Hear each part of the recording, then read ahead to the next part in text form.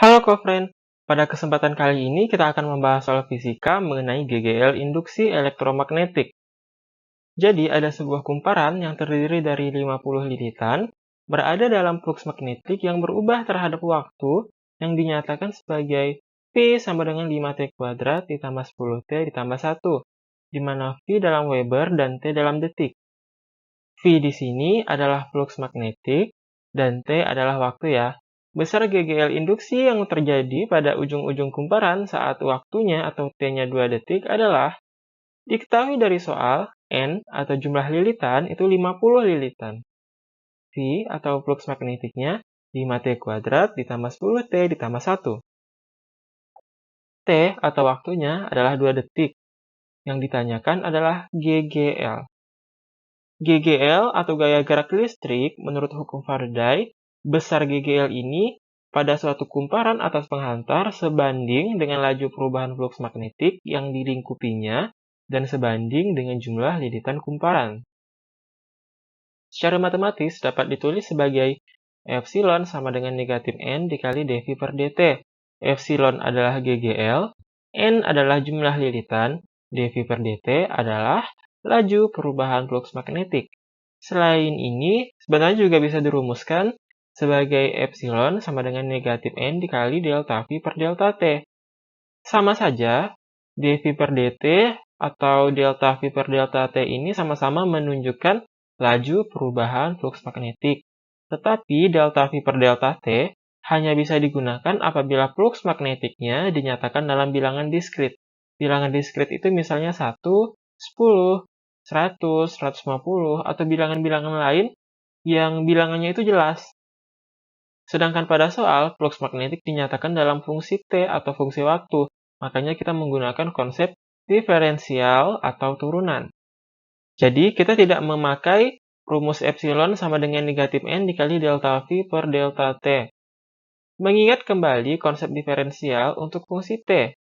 Misal Ft adalah A dikali T pangkat N, maka turunan dari Ft atau A dikali T pangkat N ini adalah N dikali A dikali T pangkat N kurang 1. Jadi pangkatnya turun ke bawah, jadi N dikali A dikali T pangkat N kurang 1. Pangkatnya itu dikurangin 1. Kurang lebih seperti ini ya. Kita lanjutkan. Pada soal kan fluks magnetiknya 5T kuadrat ditambah 10T ditambah 1. Maka fluks magnetiknya itu digantilah dengan 5T kuadrat ditambah 10 ditambah 1 ini. Sehingga GL sama dengan negatif N dikali D 5T kuadrat ditambah 10T ditambah 1 per dt. 5T kuadrat ditambah 10T ditambah 1 akan kita turunkan.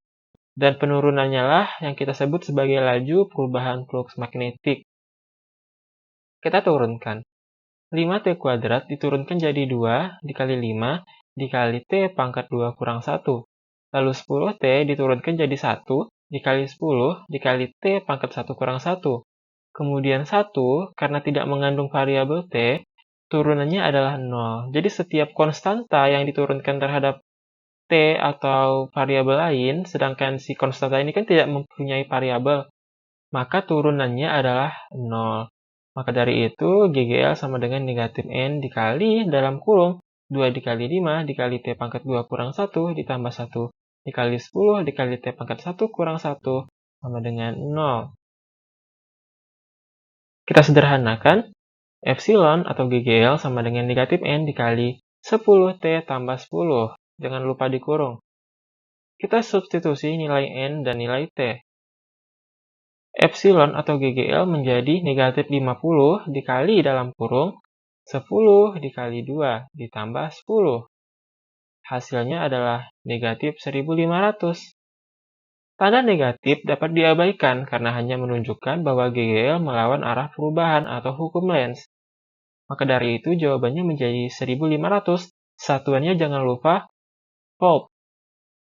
Dengan demikian, besar GGL induksi pada ujung kumparan tersebut saat T atau waktunya 2 detik adalah 1500 volt. Jawabannya yang A. Demikian conference pembahasan soal kali ini. Sampai jumpa pada pembahasan soal selanjutnya.